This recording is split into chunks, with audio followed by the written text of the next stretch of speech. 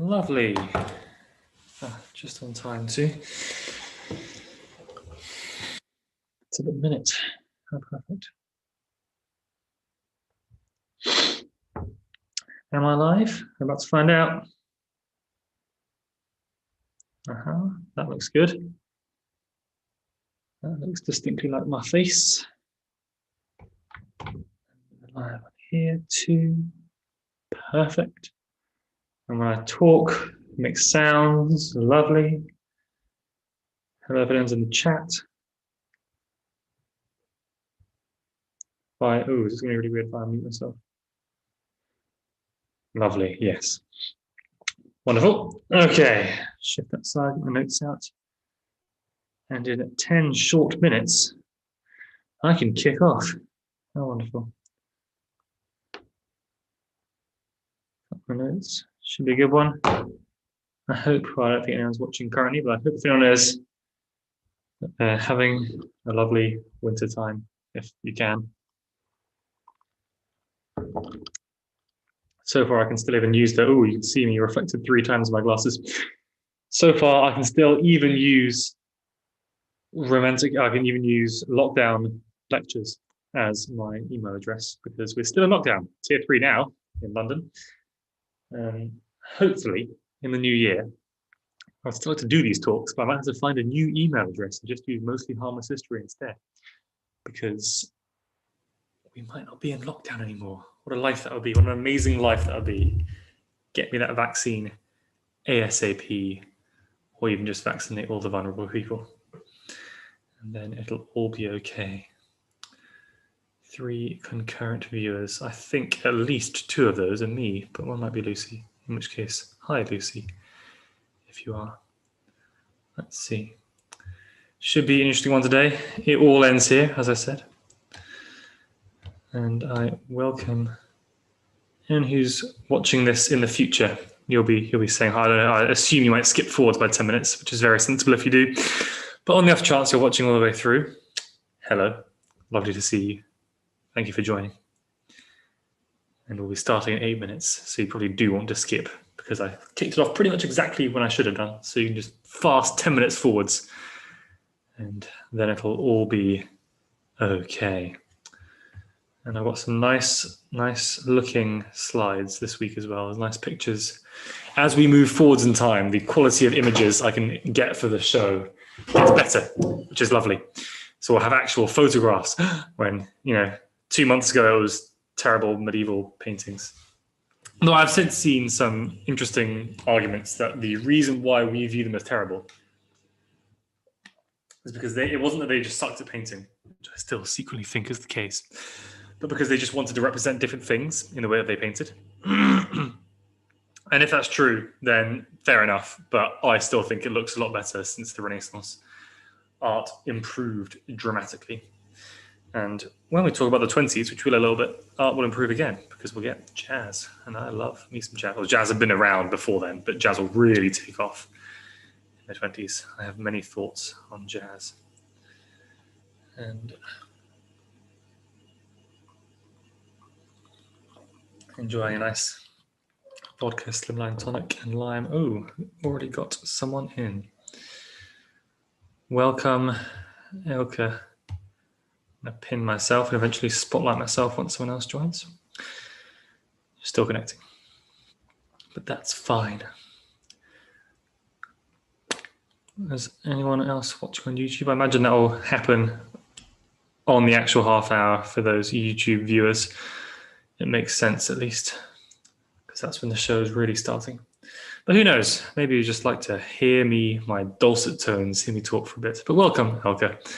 Glad you could join us for the finale of Romantic Europe, Germanic Europe, the ultimate expression of the nationalism that is sweeping through Europe in the first half of the 20th century, to put it in a BBC history documentary way. But yes, welcome. You're the first guest, but I'm sure we'll get more. I want to say we had around 10 people each on Zoom and YouTube last time around. Let's see if we get more for the finale or less, or whatever.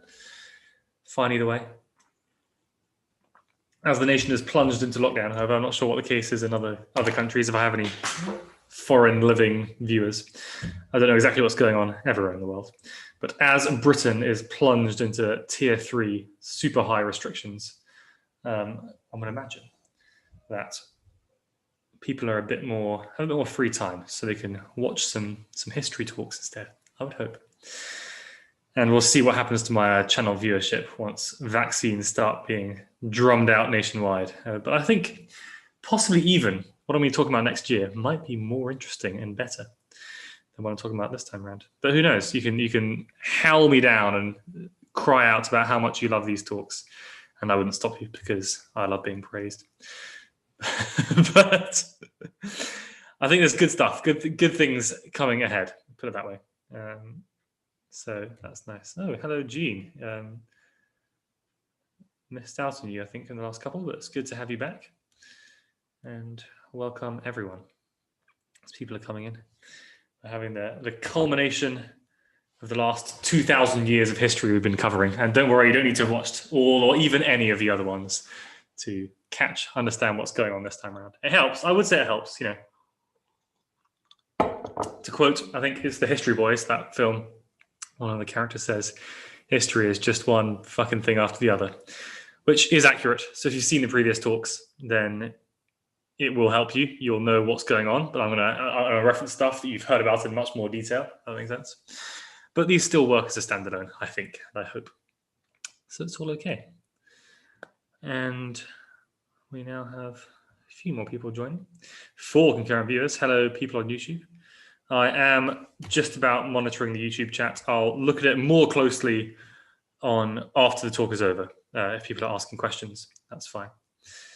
But if you want to say hi or whatever, you can, and I'll see it, and I'll be touched and delighted. Probably not once the talk actually starts, but I will see it eventually at some point.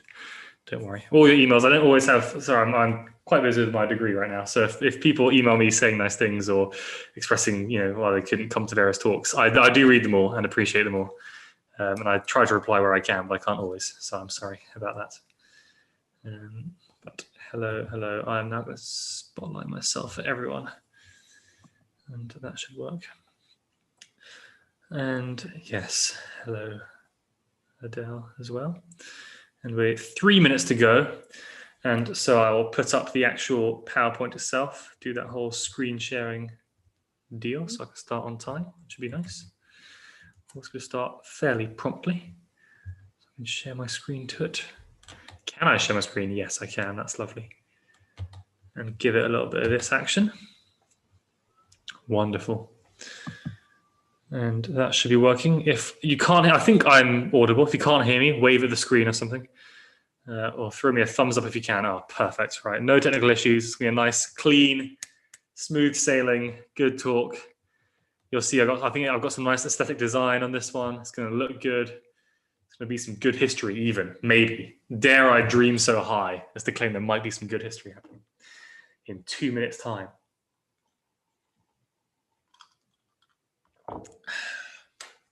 Enjoy a nice drink. Happy Thursday, everyone.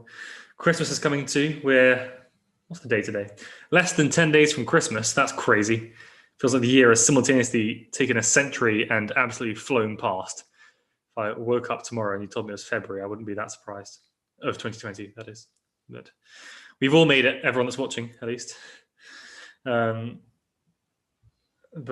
well done to everyone for making it through this pretty tough year. And we can have a nice capstone and talk about fascism for half an hour. It's going to be great, guys. Get that Christmas spirit going. Oh dear. No, it'll all be okay. In 1 minute, we can start. Hello, 6 people on YouTube. Welcome. Hello, Fola. Everyone's coming in, all the old favorites. Welcome. I'm so glad everyone can make it. I know that there's people are busy with, Christmas shopping and stuff like that. And that's all right. But anyone who can come, I'm always very grateful to those who can. Hello, Nisa. Back from London to you. Nice to see you here. I see you've switched to YouTube, which I do think is easier. I suspect even, I might do a little email poll and you can email me if you object to it. But I might do purely YouTube for the next series of talks that I'd like to give. But anyway, we can have a discussion another time because the time is 6:30. And so let's talk about history. And more importantly, with my triumphal smash the space while I didn't do anything, let's try and answer the question, is history dangerous? And while that is the focus, that's the kind of thematic focus of this talk, if that makes sense. And we will be talking about, is history dangerous? And trying to answer that question. Really what this is the final talk, Romantic Europe, Germanic Europe, talk 15. And we're going to finish the story that we started some 2,000 years ago with the Battle of Teutoburg Forest and see how it culminates and the rise of nationalism. And talk about, is history dangerous as well? And this will be a talk in 3 parts. As I said, first off, we're going to finish our story, the end of the Great War, the rise of fascist Europe, how and why that all happened. Then we're going to talk about the fascist government's use of history and history and nationalism and how they combine. Because really this series has been this whole time, sneakily, maybe even unbeknownst to you or even me. This has been a series about nationalism and the history of nationalism. And we're going to see how that ends now. And then finally, we're going to have the final conclusion, and we're going to round up these last 30 weeks, well, 15 talks, 30 weeks worth of talks, I suppose, and round it all off and give my final parting message to everyone. And that'll be the end of the talk. So it should be good. And let's start with the end of last week's talk, which was, well, last week we talked about the First World War and whether or not it could have been avoided. But obviously, it was not avoided. Perhaps it wasn't even avoidable. It's up for dispute. But what is certain is that the First World War happened and then it ended. And I've gone too far by accident. And it ended when the various powers of Europe effectively beat each other into ruin, if that makes sense. They all exhausted each other after millions and millions of people died and ran out of steam. And effectively, it was a case of who will run out of steam first. And Germany ran out of steam first. And seeing the imminent collapse of their army, surrendered unconditionally and signed a peace treaty in a rail car near the Palace of Versailles. And this caused a variety of things. First of all, the victorious Allied powers, so Britain, France, America, among others, tried to work out what should be done to Germany because they perceived it as being the case that Germany had started the war and then invaded France, which was definitely true, and then did very bad things to France and to Belgium and other places, and then lost. So they thought, how should we punish Germany? And after much back and forth and toing and froing, the decision was made that Germany would have a very heavily restricted army, no more than the absolute bare minimum for national defense, so they couldn't invade anyone else. And they lost vast amounts of territory, for example, losing Schleswig-Holstein to the Danes, losing Alsace-Lothringen to the French, losing Gdańsk and the Gdańsk corridor, the Danzig corridor, to the Poles, where it would then be called Gdańsk because it's got a Polish name, in the same way that Alsace-Lothringen became Alsace-Lorraine when it was given back to France, and also other territorial concessions. And finally, a massive wartime indemnity.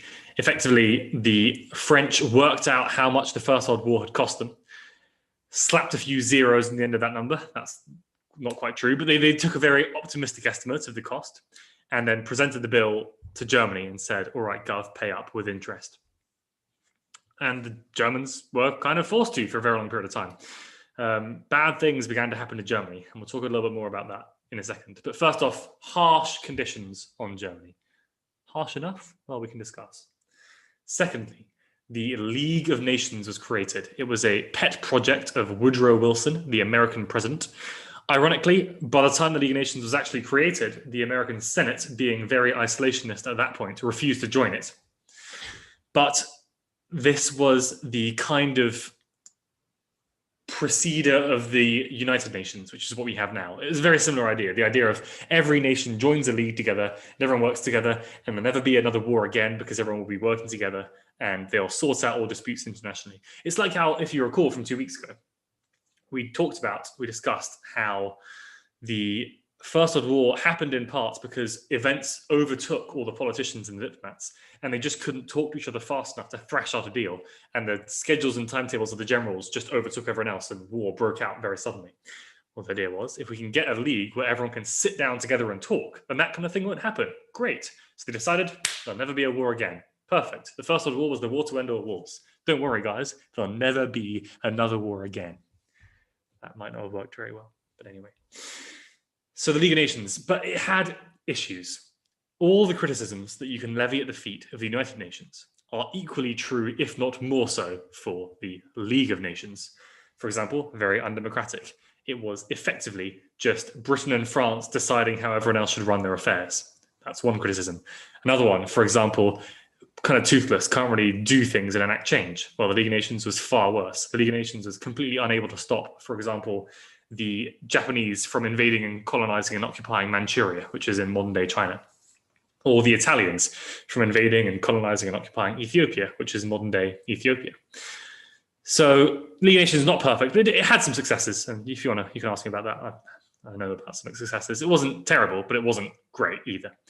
And the third major effect, which I'm going to talk about now, is the rise of America.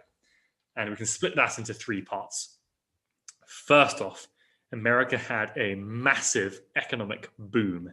They were the ones selling weapons to Britain and France for pretty much the entire war, and then giving the British and French loans to pay for those weapons that they had sold them, and then demanding, even though they were all allies together fighting the war, pay up, gov, interests due on those payments, which meant that a lot of French people quite furious at the Americans for asking them to actually pay them back for stuff that, the French thought, even though we were, brothers in arms, allies fighting the Germans, you're still going to make me pay? And the Americans were like, yeah, we're still going to make you pay. So America became very, very rich. Also, America had comparatively very, very light casualties from the First World War because they joined it really late compared to everyone else. The UK lost 744,000 people fighting. That's 2% of its entire population. France lost 1.35 million people. That's around 3.3% of its entire population. And Germany lost 2 million people, soldiers. That's 4% of its entire population. So that's obviously that's a huge amount of people, full stop. But if you consider that was the fighting age male population, the people who usually would work in factories and comprise most of the workforce, the political force, and that kind of stuff, it's a much higher proportion. So that was really disastrous to those countries. America, comparatively, very, very light casualties. So they still had all those working people. Finally, the war wasn't fought anywhere near America. Britain saw the North Sea mined by German U-boats. The Germans were, had the British Royal Navy cut off Germany from trade, so everyone was really hungry for 4 years. The French, the war in the Western Front was fought in France, so a sixth of France was pretty much flattened by the two armies. America, no part of America was, had trenches dug all over it and then massive guns shell it for 4 years. That didn't happen. So the Americans were doing comparatively well, which led into what's called a Roaring Twenties. And most of the roaring that was happening in the US. The US had this massive economic boom caused by those things. Also, America was drilling loads of oil. Weird to think that the US was exporting oil to the rest of the world, but that was what was happening. And also stock market speculation, which, as we all know, can never go wrong. So that was great. Everyone was making lots of money.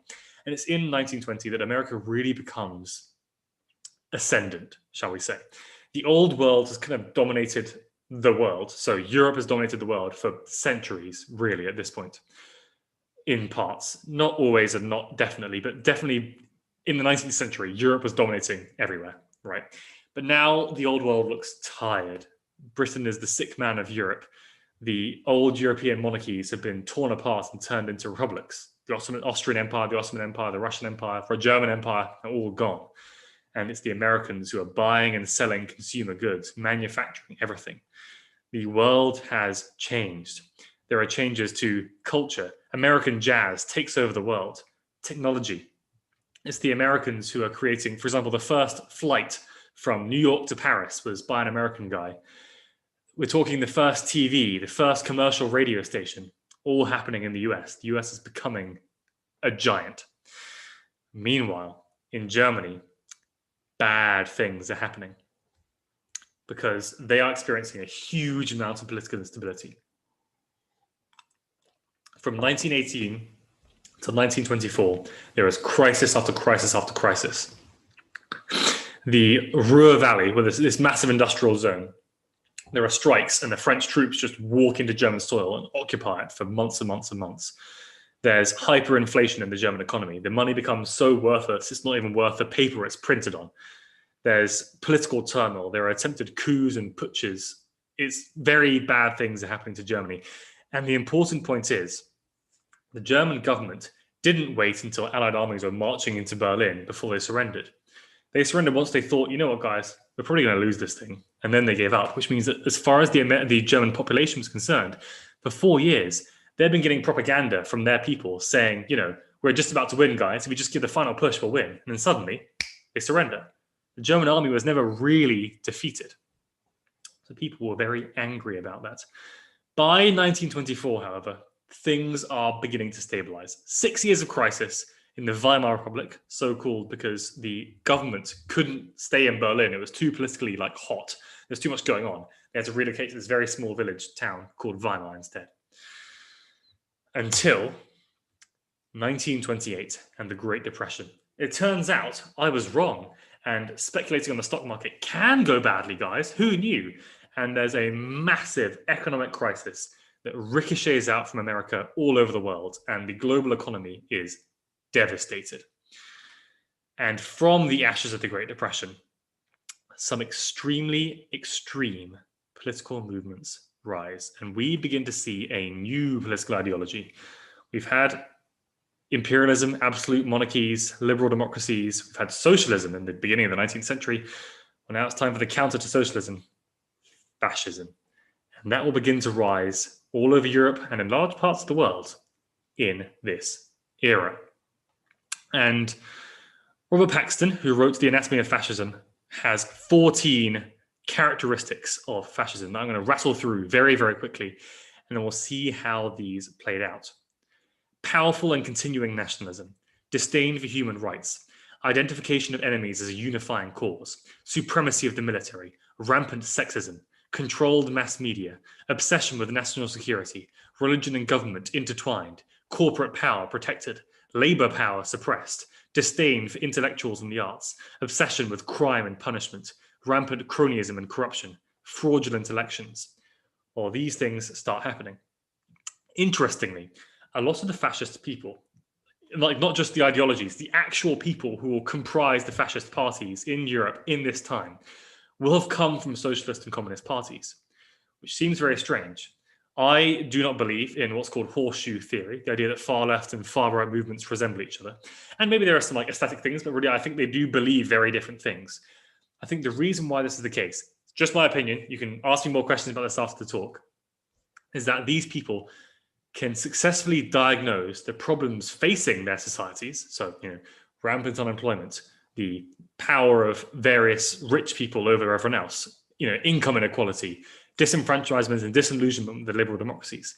But they have radically different solutions to those problems, which is why these people often start out in socialist movements and then either corrupt them or are expelled by them and then go really hard the other way and end up as fascists. In Germany, for example, there's the NDSAP, the National Socialist Democratic Workers' Party, I think it's called. And it starts out as a socialist movement, but then as a very charismatic figure that you may have heard of called Adolf Hitler begins to rise to power in this movement, it turns very, very anti-Marxist, Marx being the kind of founding ideological figure of socialism. And they have two enemies which they view as one enemy. They call it Judeo-Bolshevism because, for example, Karl Marx was Jewish.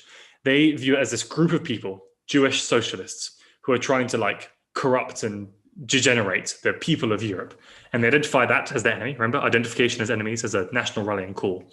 And they also hate the Western allies who punished Germany really hard for what they were doing in World War II. And with those two things, gain vast amounts of popular appeal, but not unlimited popular appeal. Even through the pretty intense personal charisma of Hitler, the party only gains a plurality and not a majority in the German parliament, the Reichstag, in 1930. That's for example, what the Tories had in 2011 or 2017. You don't have more seats than everyone else put together. You just have more seats than any other one party. And even though the Nazis gained power through a coalition, After staging a fire in the Reichstag, the German parliament, and blaming it on the socialists, they were then able to seize emergency powers and then hold on to them. And effectively, Hitler at that point gains an iron-like vice on Germany that will only end with his suicide. Secondly, so that's what happens in Germany. In Italy as well, Benito Mussolini, pictured right here, began his career as a socialist. He was expelled from the Socialist Party of Italy because he was really in favor of Italy getting involved in the First World War. And the socialists weren't, so he got kicked out. And as he fought in the war, he signed up and joined and fought. He became more and more nationalist, eventually seizing power through insurrection and a march on Rome. He was even less popular than Hitler was because the Italians hadn't been devastated. They were a successful power in World War I. You know, they kind of got what they wanted. So there wasn't this mass discontentment with the liberal democracies that Hitler was able to kind of ride into power. So Mussolini effectively just marched on Rome, and the king made him prime minister because he was scared of a coup. So he kind of had a coup. Elsewhere in Europe, similar things happened. In Britain, Oswald Mosley of the British Union of Fascists was gaining popularity all over the country. His political career was basically ended by what's called the Battle of Cable Street, when a bunch of Jewish and socialist people surrounded one of his marches and beat everyone up as he was trying to march through a Jewish region of London. That was kind of the end of that movement. But he was gaining a lot of popularity. In France, there was what's called the French Popular Party, I think the PPF rather than the FPP, because it's France and do everything backwards. And it gained traction and would later collaborate with the Nazis. Those people who joined the PPF were, again, originally in the French Communist Party until they left it and then became hardline anti-Marxists. Elsewhere in Europe, in Hungary and Slovakia, other countries, fascist parties began to organize. And they would use, as an important piece of evidence for why they were right, history. They would tell their national stories.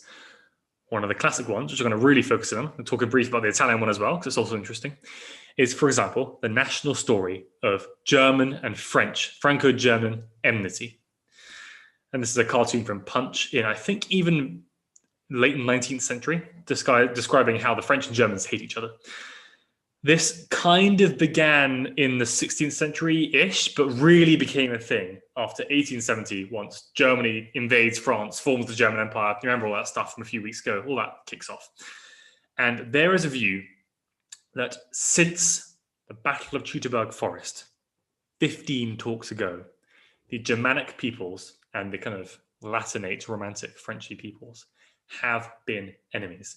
Since the Romans and the Germani, which was this group of people from Northern Europe that the Julius Caesar identified, to Charlemagne, this French king who invaded the Germanic regions and, you know, killed a bunch of Saxons, if you remember that decision was still harked back to by the Nazis, to Napoleon conquering and oppressing the German peoples of the Rhine in his time. There has been this view of enmity, and it wasn't all one way, but it wasn't all Germany inventing it. The French were the ones who really, really wanted to punish Germany for World War I. The French Prime Minister Clemenceau wanted to basically tear Germany apart and dial the clock back 60 years to what Germany had been, not unlike what happened to the Austrian Empire and the Ottoman Empire after the First World War. He wanted to, make Germany 16 different smaller countries. In fact, the French Olympic Committee, the ICC, this is the level. The French Olympic Committee banned Germany from the Olympics in 1920 and 1924 because they were so angry at Germany for what had just happened in the war. Right? This is how seriously the French were taking it. Meanwhile, the Germans were building, if you recall, from 15 talks ago, Hermannsdenkmal, which is this massive 70-foot bronze statue of Hermann Arminius, the man who orchestrated the Battle of the Teutoburg Forest, which stopped the Romans from advancing into Germany.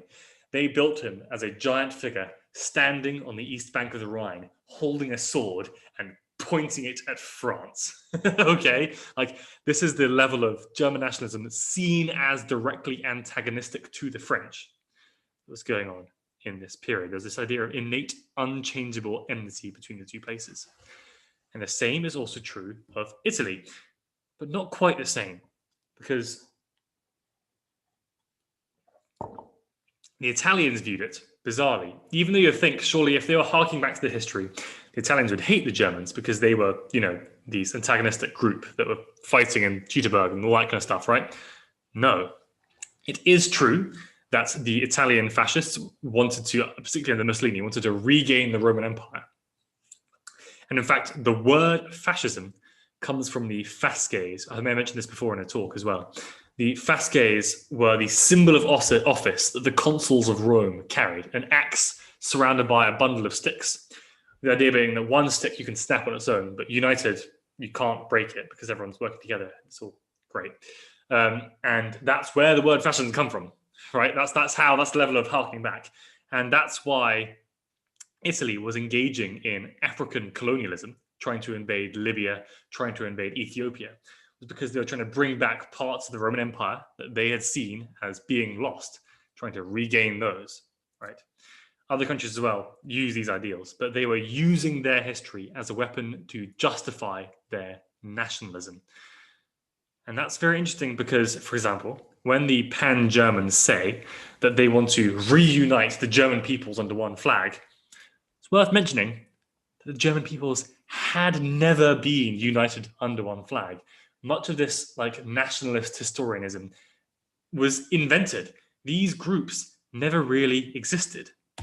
When we ask the question, was there any truth to these theories? There is this really compelling idea that the Germans are a kind of people, hardworking, humorless, very serious, tall, Teutonic Germans. The French are these romantic, lovers of wine and art and culture. And the Italians love wine as well and love the opera and pizza and fine food and music and all that kind of stuff. But you could argue, quite convincingly, these ideals are pretty constructed, right? Up until even into the 19th century, these people could barely even speak to each other. There wasn't really a linguistic unifying factor. Someone from Bavaria was basically mutually intelligible with someone from Pomerania. The same goes for someone from Aquitaine, someone living in Paris, someone from northern Italy and someone from southern Italy. They could barely speak the same language as each other. They weren't all related to each other. These people hadn't really moved around a lot. They had been living in the same places for hundreds of years. They didn't always worship the same religion. Germany, there's a big distinction between the Protestants and the Catholics. That had been going on for hundreds of years as well, right? To a certain extent, these ideas were pretty much constructed out of whole cloth. And yet, can you therefore conclude that these cultural entities don't exist? I would say you can't conclude that, because to the people at the time, these were real, very serious things. The French saw themselves as needing to limit the spread of German power and influence over Europe. The same goes for, all these people saw themselves as part of a nation, as people within, citizens of a nation state in this period. And so even if there's not much history involved, right? These Italian dictionaries that were being written in the mid-19th century out of nowhere, and French being made a nationally enforced language and only really becoming everyone speaking French in 1900, even though these things are very, very recent, they were still perceived as very serious and real, and still were the cause of political crises, even wars that happened in this period. So I would argue that they were both socially constructed and yet very real and very serious. And it's at this point when I can conclude that yes, it can be dangerous. History can be dangerous when misapplied. Because when you do argue from this nationalist hardline perspective, there's an issue. And that issue is that people have moved around and mingled and intermarried and found their own beliefs and developed their own multi-layered, multifaceted identities for as long as there have been people. Within Germany, there were a dozen smaller ethnic groups: Slovaks, Poles, Jewish people, French people living on the borders, Dutch, Danes, a number of different ethnic groups. And the same is true for all these places. If you would want to build a nationalist, a nation state comprised of people who speak the same language, worship the same religion, believe in the same nation, you can't do it. Well, I say that. You can't do it without changing the identities of people within your nation, or getting rid of those people who are minorities within your nation. And that's why when this tide of nationalism began to swell from the romantic nationalists who simply wanted to change it from an empire which had a monarch and a subject underneath to a nation which had a government by and for its citizens. The end result of that, as shown by the history, is one that seeks to expel, or worse, kill those who do not conform to the nationalist ideal. And that's what will happen in Germany and in Italy and in other parts, in Hungary and other parts of fascist Eastern Europe. And that's why I argue that, I'm going to include in a little bit, but that's why I argue that history can be dangerous when it's used to justify this kind of nationalism. So to talk in brief and wrap up with the last 5 minutes about what we've been doing for the last 15 talks. We've talked in brief about the Roman Empire, why it stopped expanding and why it eventually collapsed, and how the Roman Empire shaped and changed the way that Europe would be defined for the next 2,000 years up to this date. We've talked, if you remember, about medieval Europe, what it was like to live in medieval Europe, and why the countries that comprise medieval Europe existed and how they came to be. We've talked about how the medieval world transitioned into the modern world and what it meant for the people living within the modern world, and how, for example, things like sexuality and gender identity changed from medieval into the modern world, and how they've resembled, the way that we view it today, and how that's changing all the time. And finally, in the last few talks even, we've talked about nationalism, and though we've mentioned its roots all the way through, how it takes over Europe in this period and began to define it. And then to ask a two-part question of what comes next. First off, for Europe, as I've mentioned, nationalism will tear Europe apart. And what will happen is a Second World War, in which I can't remember the numbers off the top of my head, 20 to 30 million people will die in a variety of horrifying circumstances before people finally decide that maybe this whole nationalism thing isn't such a good idea. And then instead, ideology will dominate Europe and the world for the next 70 years. But that's a separate story entirely. And I haven't really been looking too much on the political ideologies. And that's what will change Europe and the world until the current day. And then for this channel, Mostly Harmless History, for those of you who are watching on YouTube will probably know me as. For those on Zoom, maybe I'm just Lucas. But for Mostly Harmless History, this is not the end, don't worry. I see your fingers trembling on the keypad as you type, heartfelt goodbyes and demands for an encore. Don't worry, there are more talks coming. And I've hinted at it in my emails and in my previous talks even. But in the new year, I'm going to take a break for Christmas to spend time with my family and do some work on my master's degree. But in the new year, some point around mid-January, we're going to start a new series, which will be a Black History of America. And the first talk of that, if that sounds strange to you, the very first talk will be, why can you study a Black History of America? Why is that worth doing? Should you do it? And how can you do a rigorous, compassionate history of that period, making sure you're using good terms and good ways of talking about the people affected by the issues that we'll discuss. And there's a little teaser, a little tidbit of what's going to happen in 2021. I want you to look at this painting by John Gast called American Progress. Have a think. It's meant to represent the American westward expansion and how America came to dominate the continent from sea till shining sea. Have a little think about who's missing from this painting. Give you 5 seconds to think about. Some people, maybe. We have, the American pioneers. We have the Native Americans being in their darkness, being shepherded back with this glowing figure of America. We have rail lines and telegraph poles and people tilling the land for the first time. Maybe someone's missing. Have a think about that. But yeah, it's been a wild ride, and let's conclude, shall we? Nationalism can seem very, very appealing, but I would say that it has very dangerous ends, and we should all be very, very cautious of nationalism. Secondly, I would say that historians should be very careful about how they write history, and people who read it should be careful about how they read it. And though I'm an absolute sucker for a modern parallel, we should be careful not to read too much into it, and not to let history guide our actions into the future more than it should. And finally, and this is really the reason why I think it's so important, and I'm so glad that people have shared a little bit in my love of history for the last 30 weeks. I would say that the divisions and the events and the crises of even thousands of years ago can still affect our world now and still do. And that's why it's worth knowing the roots of where we've come from. And so I want to say thank you so much to everyone for coming with me all this way. And I hope you'll continue to come with me for the next series. And yeah, I'd like to see if anyone has any questions at all about this talk, this whole series, history, what the next series will be like, my personal life, anything you want. Questions are welcome. And I already have a couple coming in.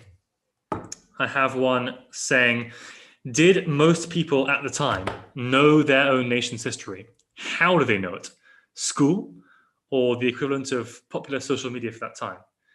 And that is a very good question, because a big feature, okay, how do I phrase this? I did a module in my first year of undergraduate called A Modern History of Europe from 1860 to 1960. And my lecturer pointed out a variety of things where the nation state became a real, like, this thing that's taken for granted now. But the idea of there being a nation state came about in the 19th century. And there are a variety of features, such as, one language that's taught in all schools for everyone. But more importantly, public schools, national education laws, where every child needs to go to school from the age of 5 till 18 or 5 till 16, whatever it was, some length of time. That's a 19th century phenomenon. It really wasn't the case before then. And that's when you would learn the history of your nation and your people. That was a big way. Schools really become a thing in this period. And that's when you would learn, if you look at the textbooks and the way that history was taught in the 19th century, it is almost unbelievably nationalist. I mean, there's a lot of debates now about, decolonizing the curriculum and trying to make it less nationalist, have more balanced views in the way that history is taught in schools and universities. If you look at even like the names of books, it's like, Our Progress and like The Glory of Germany, that kind of stuff. That's like the names of the textbooks. And they talk about, it's this entirely theological thing about the rise and might of your nation and why you should, do national service and salute the flag and sing the national anthem. That is what's happening in the schools at this point. In terms of the equivalent of popular social media, again, newspaper circulation has always been a thing, and the literate proportion of the population has been growing steadily since the 17th, 16th century in all these European countries. By the 19th century, everyone can read and write, and mass media becomes a really big thing. You can trace the roots of like popular opinion, although for maybe even centuries beforehand. But popular opinion and mass media become really, really important, because it's at this point in the up till 1914, universal male suffrage is a thing in almost every European country. Up to 1939, universal female suffrage, so everyone over a certain age, women included. Crazy how that wasn't a thought process beforehand, right? You'd think, but women can vote now as well. So it's really important what people think, which means that mass popular social media becomes like a really big deal as well at this point. And newspapers have huge circulation and books have huge circulation at this point. So yeah, pretty much exactly as you said, school and popular social media are the way that people knew their nation's history, but it really takes off in this period in a way that it hadn't really been doing in the time before this. That's a really good question. Does anyone have any other questions at all about this? Take a sip of my lovely drink, or you can have a sec to consider your thoughts and ask stuff.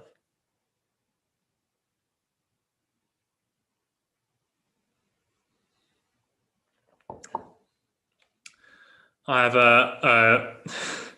this is a type 3 question of what was going on in Russia, someone asks. And that is one of those ones that's such a big deal that it would need a whole, not even a whole lecture on its own, a whole talk series on its own to talk about what's going on in Russia.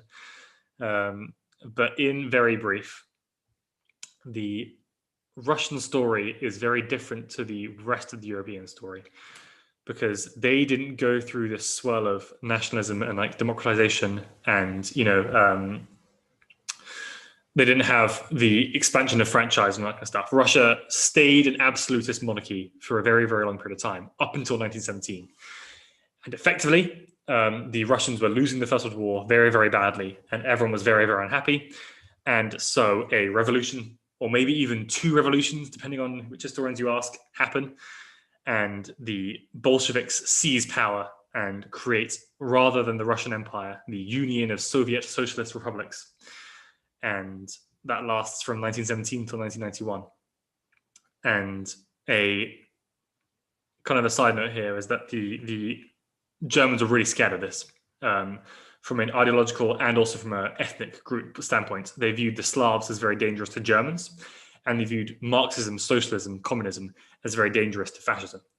Rightly so. It was the Soviet troops who were storming the gates of Berlin and waving the red flag over the Reichstag. So I can see why they think that, to be fair. But they viewed it as one and the same, and they talked about the Soviet Union as a Jewish nation, if that makes any sense. It doesn't. So really, there's in fact, you can argue that the Second World War is really a thing going on between Germany and Russia. Everything else is a sideshow. You can argue that pretty successfully. But this has just been, this talk's been focused on Western Europe pretty much, which is part of the reason why I want to do something a bit different next series and talk about, Black America, because that's something that people have vaguely heard of Western Europe, most of the stuff that's happened in Western Europe. So I wanted to have a little nice accessible inroad, but I think I'm happy enough to do something you might not have heard of before. And maybe that's good. Maybe you don't need to have heard of stuff to learn about it. I didn't know about this stuff at all before I went to university, and I found it really interesting. So I hope I can share that. I have a lovely message that's just a thank you for the series. So you're welcome. It's been my absolute pleasure. Thank you all for watching so far. And it's been great to have you all here with me for 30 weeks and 15 talks, which is quite a lot. So thank you for giving me a portion of your Thursday evening for all this time.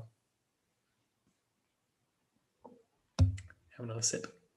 Someone else has a question at all?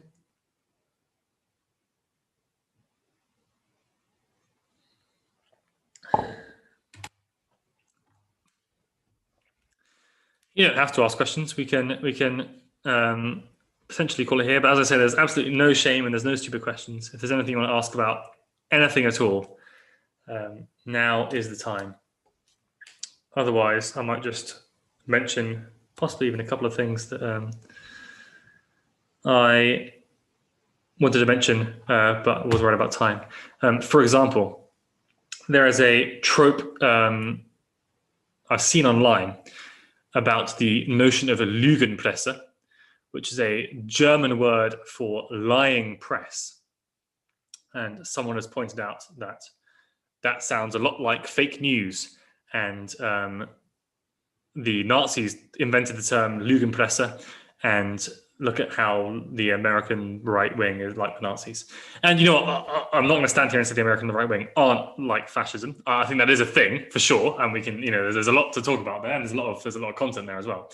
But in the interest of strict historical accuracy, the expression Lügenpresse predates the Nazis by 100 years, if not more, and it came about as a way for the Catholic conservative Germans to criticize the liberal secular press that was starting up in the mid-19th century. And the Nazis did use the expression. They did describe the press at the time, which the press was very, for the most part, at least at first, very critical of the Nazis. They called them Lügenpresse. So maybe there are analogs there probably, but the Germans didn't invent that expression, at least, shall we say. And is there anything else I'm going to talk about? Maybe you don't have to have a whole lively debate. That's well enough. I'm just going to check my notes to see if there's anything else. But if not, I know I've said it a bunch of times, but thank you all again for coming with me on this journey. And we've really traveled a long time frame from, as I say, from around, what was it? 3 or 4 AD until 1945. So it's been wild. And yeah, thank you all. And I hope to see as many of you as I can once, COVID lifts and all that kind of stuff. But otherwise, we will be back. I'll see you all again online in the new year with Thank you very much, Lucas. Happy Christmas, everybody. Yeah, happy holidays all. I hope you can all have a good time and, within the limits of the law and sensibility, see your friends and family over Christmas. and within the limits of safety and health as well. So good luck, and I'll see you all soon. Thank you all for coming along. Thank you very much. Thank you. Bye.